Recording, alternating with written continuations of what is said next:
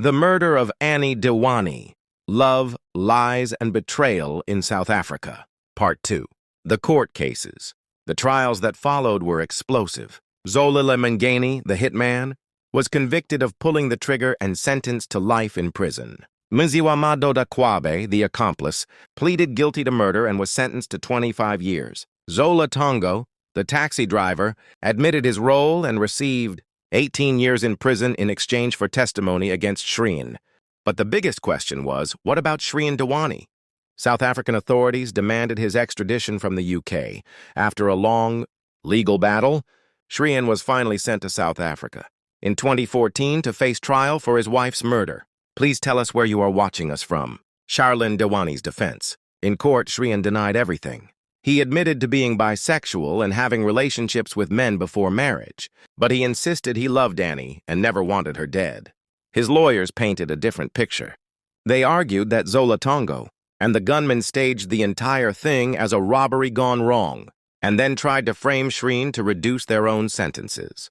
The trial was intense. Families from both sides sat in court, listening to every detail of the honeymoon horror. The verdict. After weeks of testimony, the judge ruled that there was not enough credible evidence to convict Shreen Dewani. On December 8, 2014, he was acquitted of all charges and walked free. But the verdict left South Africa divided. Many believed Shreen had gotten away with murder. Others argued that the prosecution's case was built on shaky testimony from criminals trying to save themselves. The aftermath. For Anni's family, the pain never ended. Her father said, "We lost our beautiful daughter, and we will never know the full truth."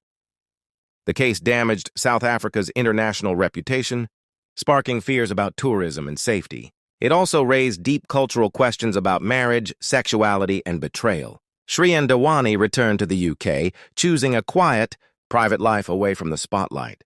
But the shadow of suspicion still follows him to this day. Legacy of a tragedy. The murder of Anni Dewani is more than just a crime story.